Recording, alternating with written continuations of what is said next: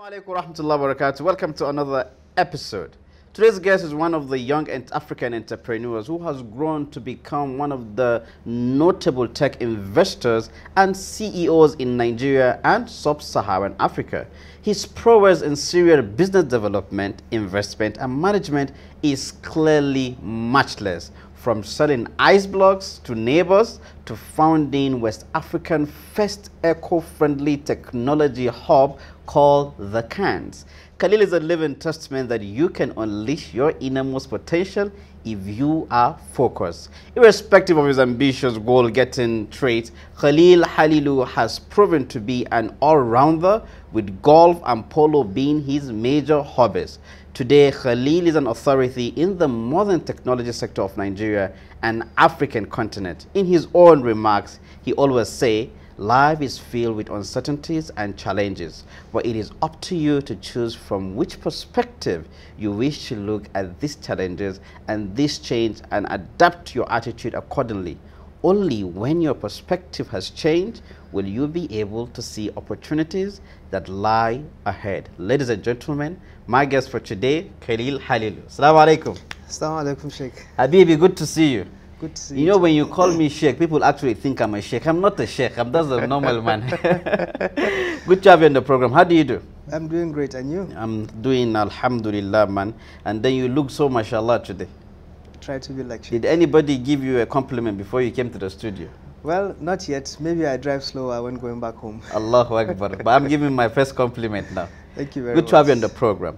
You know, it's really amazing. When I was going through your biography and what you do, what you've achieved so far, you know, you were selling ice blocks to your neighbors. And subhanAllah, now you've become one of the recognized tech individual. Tell me about your life journey in that aspect. Okay, well, ever since I was a kid, you know, I like to play with things. Right. And I like creating value, you know, out of different things. I remember back in secondary school, I was one of the few that have internet at home, which is a dial-up connection. Right.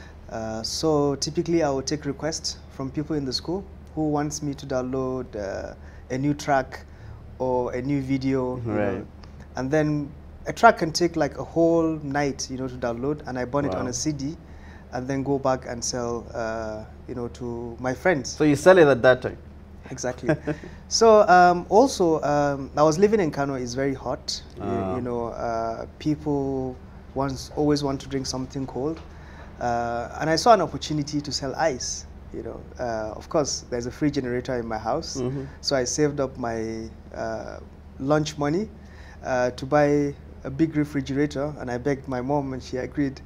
And then I had to plug it and be tying ice blocks. You know? Amazing. So I tie it today. You can harvest after like 2 days, because for it to be strong, you know, it takes at least 2 days of cooling. And this was when you were in secondary school? Yes, this was when Amazing. I was in secondary school, and I was selling it to neighbors. And anytime, you know, we miss a day without selling, for example, maybe I used to tip my security guard to make sure that the fridge is on. You know, and whenever that happens, you know, I get very, very angry and upset, you know, because that's just 1 day of sales, you know, that wasn't gone. Amazing. And, you know, throughout my life, I believe in adding value in whatever you do.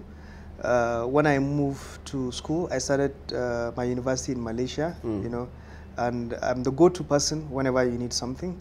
Of course, it won't be free, you know. I'll find a way of adding value. I remember one of the courses we took is called Small Business. Right. And part of the requirements of the course is you'll be given 3 days where you need to come up with a business within those 3 days. Right. And then sell it within the school, you know, and you declare profit. I remember then we saw opportunity. People like African culture, but they don't have access to it.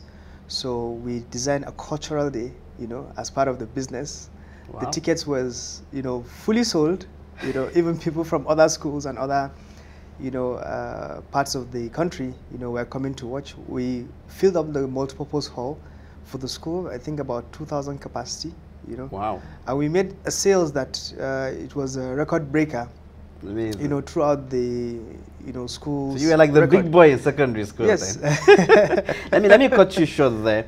You know, did your parent have an impact on what you were doing? Because parents today, when they see their kids trying to do business, engage in money, they'll be like, "Hey, just focus in school." Yeah. Did you have that challenge as well?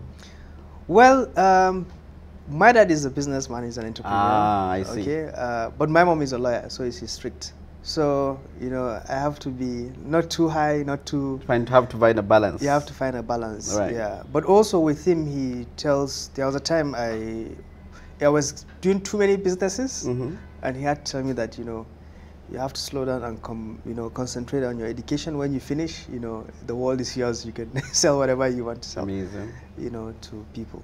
Amazing. Yeah. So from that, you know, journey of your life, whereby you were selling ice block to people, you organized this event in secondary school.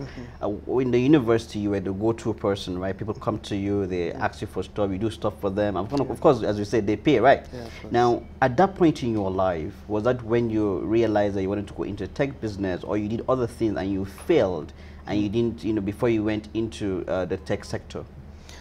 Okay, I mean, definitely failure, you know, is always there.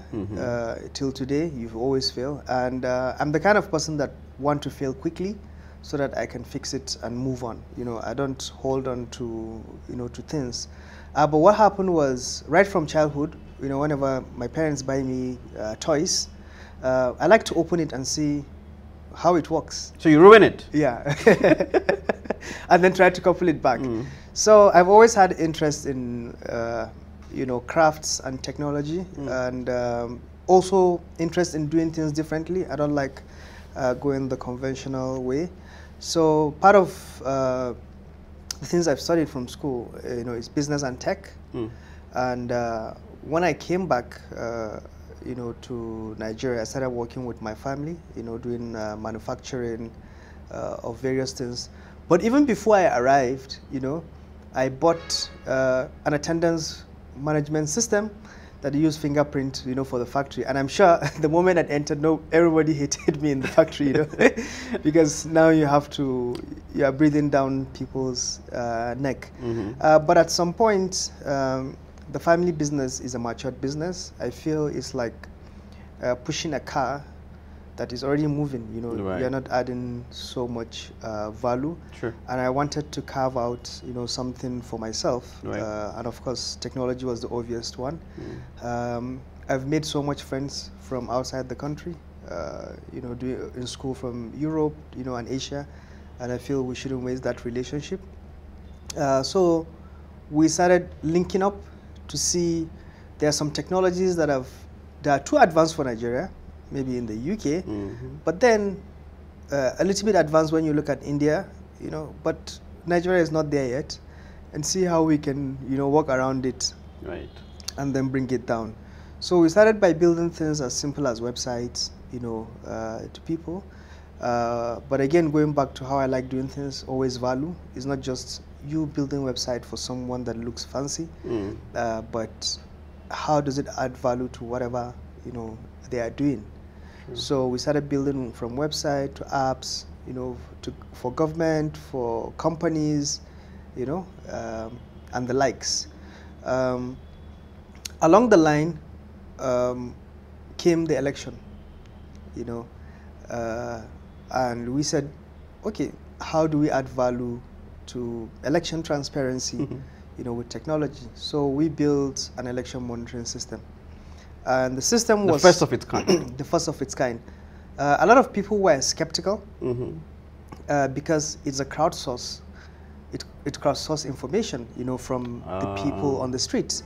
So, and for something very sensitive like election, you know, getting data from people that you don't even know, you know, and presenting it to the world and declaring it that this is, you know, legit information. A lot of people were skeptical. Some people said, if it fails, we have no affiliation with you, you know. But God so kind, we were able to report 48 hours ahead of INEC and with 97% accuracy. Mashallah. Yeah. that goes a long way to show. What year was that? The last election, 2015. Last election, 2015. Yeah. Wow. We did one in 2009, but it wasn't as advanced as this, and it became successful. So I wanted to concentrate on one of my startups called Sharp Sharp, where we do logistics. Right. And then I said, okay, we're going to have a fancy office now, you know, and that's where the cans came about. And of course, the world is going into sustainable development, everything, you know, impact and the likes. So, and of course, I like doing things different. So we said, okay, let's build a place out of shipping containers, you know. So, well, why did you call it the cans, though? Containers, cans. Yeah, so multiple containers. So if you can come for to the place that exactly. And I remember we even put a very loud or shouty tagline for it, you know. And what was it? It was for those who can. For those who can. Yeah, and someone told me, you know, that's a little bit arrogant, you know. Can you tone it down a little? And then we change it to a place for those who can, you know, to make it a little bit warm. From for those who can to a place for those who can. Yeah. Amazing. So as at that time, it was supposed to be my personal office, you know, and a friend of mine came and was like, do you feel comfortable, you know, building something so good just for you, just for yourself? And anytime I go back home, it keeps haunting me, you know, what he said. And I remembered we still have a problem because a lot of people that contributed towards the election transparency now are on my neck, and I don't know what to do. I'm not a politician that I can give them appointments, you know. And, you know, after one or two brainstorming, we said, you know what, let's convert it to a hub, you know, and where businesses like mine, people meet, you know, where you create opportunities, you know, for young people.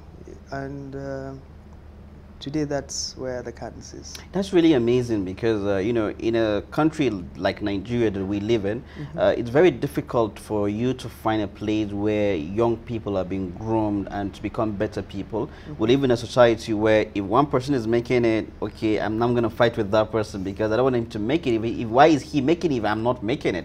So, and I usually tell a lot of young people that, you know, every young person need someone to take them somewhere within themselves that they cannot go by themselves. In other words, they need like a guide, like someone that will make them understand, someone who has done it, someone who has understood the process, and likes of it. What were the challenges you faced in trying to create the hub, bringing different categories of people that you do not know, or were you just focusing on people that you know?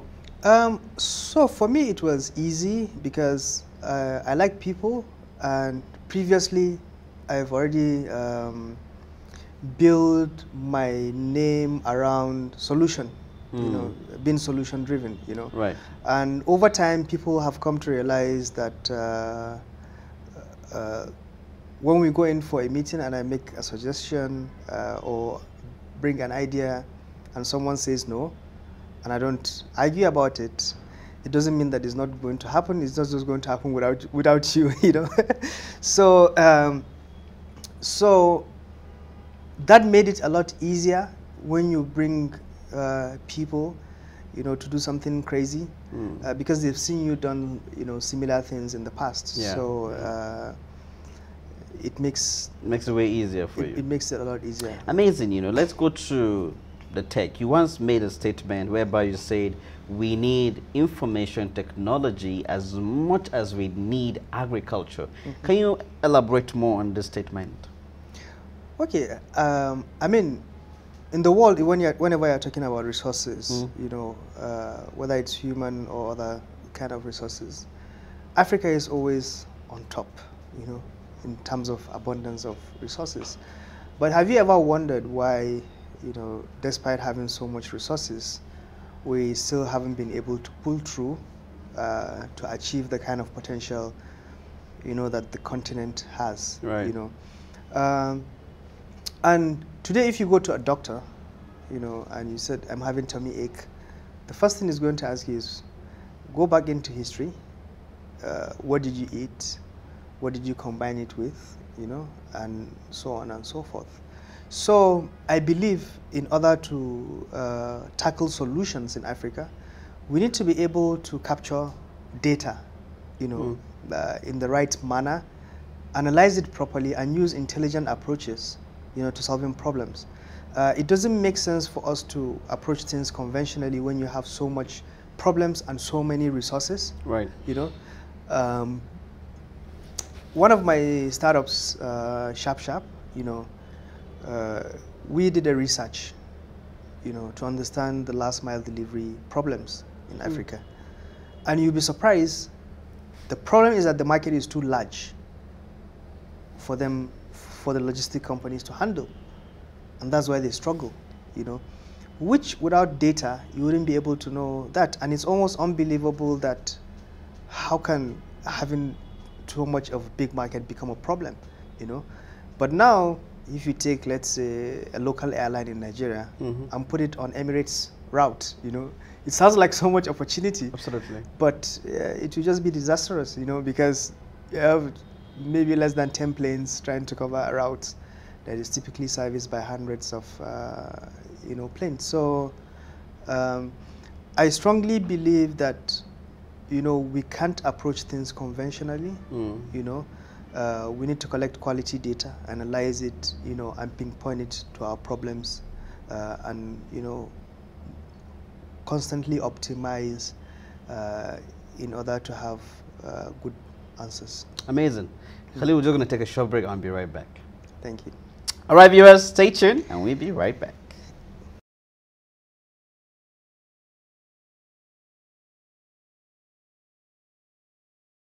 All right, welcome back. Alhamdulillah, we've been discussing with Khalil Halilu. Habibi, welcome back. Thank you very much, Sheikh. Exactly. Before we went on a short break, you were telling us about that amazing quote of yours whereby you say we need technology in as much as we need agriculture. Now, so many young people are talented. They want to unleash their innermost potential, right? However, they unleash the potential. But the problem is they don't know how to make money out of this. What advice do you have for such kind of young people? Well, this is where collaboration comes into play. You know, they need to look for, number one, they can acquire skills. Right. Know, but even easier is if you look for complementary person, you know, or partner, you know, to work with. Some can handle the technical side of things, and then some handle the finance, marketing, sales. Think of it like a football team, right? Just because you have Ronaldo on your team and you don't have any good defenders, it means, you know, it doesn't even out, you know. Right. Somebody needs to pass the ball to Ronaldo. So, you know, it's the same concept. And I see the mistake people in the tech space make a lot is just because you know how to code or you know how to build things, you know, that is not the alpha and omega of everything, you know. There was a time in the farm, you know, somebody came with an amazing device called a hoe, you know, to simplify digging, you know. So at some point, a hoe was a technology, you know, and likewise, you know, whether building a website or app and, you know, and things like that. So it's just an enabler, you know, not the ultimate solution. You need the right kind of person to market it. You need to know whether it's even marketable, you know, whether you can make money out of it, you know, how do you, what about the finances around it? Does it make any sense? So this is where, you know, you need collaboration. So what you're saying right now, if a young person has, you know, a talent, and let's say, for instance, now a graphic designer, a videographer, or somebody designs one of the best applications out there, for them to become more successful, are you saying that they need to collaborate with other people of like minds? Of course. Now, very good. How do they do this collaboration? Because to be sincere with you, I've seen a lot of people who want to collaborate with individuals, but they end up taking advantage of that individual. Yeah. So a lot of young people are like, I'm set back. This guy wants to steal my idea. You know, he just went and likes it. And I've seen that happens a lot. How can they draw a balance in this kind of situation? I think it's like any relationship, right? Mm. Whether with a friend or you are getting married, you know, you have to understand each other, and we have to have mutual respect, right? I'm the best defender, you're the best striker. So I defend, and then you make sure you score goals, you know. So that balance has to be, you know, you have to strike that balance. And I don't fancy ideas, you know, because ideas are cheap. You get ideas from everywhere. What I respect the most is traction. Traction. Yeah. People that wake up and get things done, you know, those are people you should be scared of, not people that will steal your ideas. I'm sure we are living in Abuja. You meet the average guy on the street, you know, he has like 10 business ideas, proposals. There's a proposal to one ministry. There's, you know, some new product being built, you know, and the likes. But finding people that have real traction, you know, it's always difficult. And that is where people should really, you know, focus on. And if you're afraid of making mistakes, then, you know, you're not going anywhere, you know. People will attempt to steal your idea, people will attempt to steal your product, people will try to sabotage you, and that's part of business, you know, that's part of growing. It's a jungle, you know, and you need to survive it. So amazing. I love the fact that you say it's a jungle and you need to survive it. So you just need to keep fighting, man. Exactly. Amazing. Let me go to my next question, right? You've said something very important about people collaborating, and I'm trying to talk more on this collaboration simply because it affects the fabric of the existential crisis of the youth presently today, whereby they find it difficult to see how best they can collaborate. I, as a young person now, I want to start up a business. Let's say I have an idea, right? I run one of the most big media company, and I'm single-handedly running that company. What is the first thing I need to do before I can make my company become big like your company? Well, I think the first thing is be truthful to yourself and identify your own strength and your own weaknesses, okay? And then try to seek for complementary skills, you know. You know what you can do, you know what you're good at, you know. Tomorrow, if I invite you, I say, come, let's play polo, and I put you on my team, the chances of us losing, I'm sure it has doubled, or you fallen, you know? Absolutely, exactly, bro. So, so you look for the, you know, right person or skills to complement what you don't have, you know. And so you be sincere to yourself, you identify what you don't have and look for the people that have that. Exactly. Amazing. My next question, we all know that you're a polo player, you love to play polo, mashallah, tabarakallah. You know, I have a polo stick in the studio and a polo car, but trust me, I don't even play polo. But it reminds me of the fact that inshallah someday I will play polo. You know, tell me, this game, right, you love it so much. Doesn't your game stop you from achieving what you want to achieve? Don't you get distracted? Because I know polo requires a lot of your time and effort. How do you balance it? Well, you see, life has to have a balance. Okay. I used to be all work, you know. And trust me, I have Chinese and Indians on my team, and at some point they called me crazy, you know. And that's when I realized that, you know, you need to slow down. But as you progress into your career, there will come to a point whereby you don't physically move things, okay? It's strategy that determines where your organization or where your company is moving forward.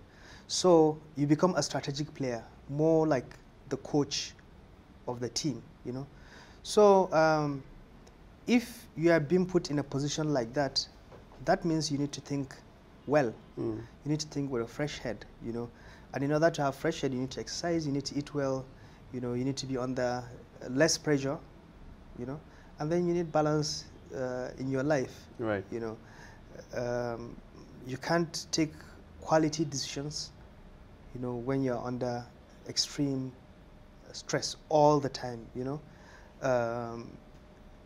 The quality of the decision will drop, and then it will run your company into trouble. If you take one good quality decision, a day, it's enough, you know, versus you being tired or not having a balance and make like 10 bad decisions, you know, in a day.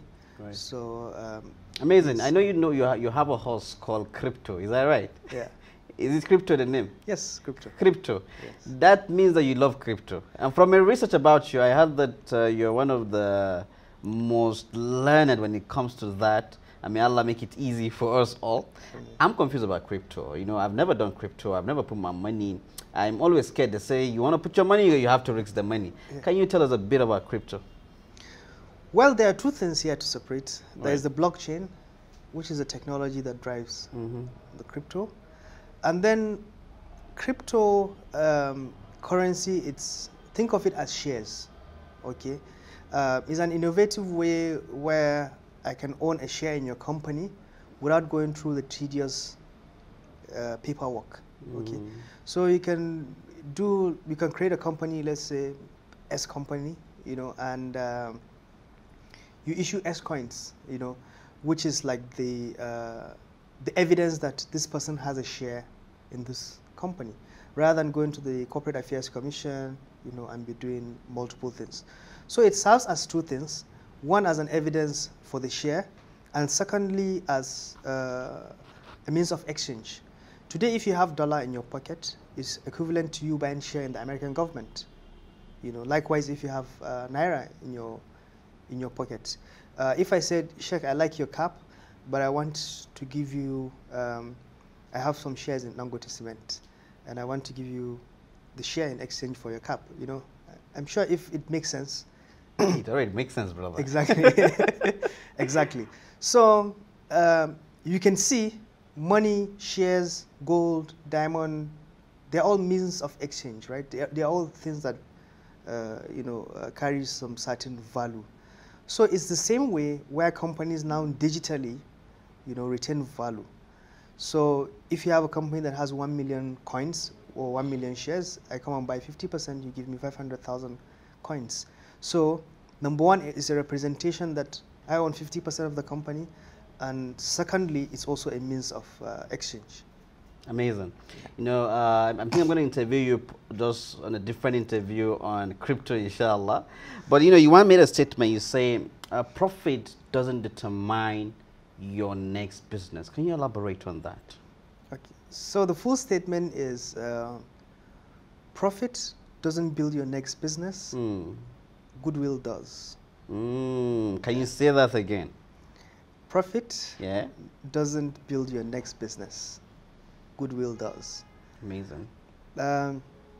Essentially, what I'm saying is, if you look at people that have really done great business-wise, okay, you know, if you roll back and see their previous business, you know, we have people that one moment they are selling flour, the next moment they've built a cement factory, and then refinery. I don't need to mention names, right?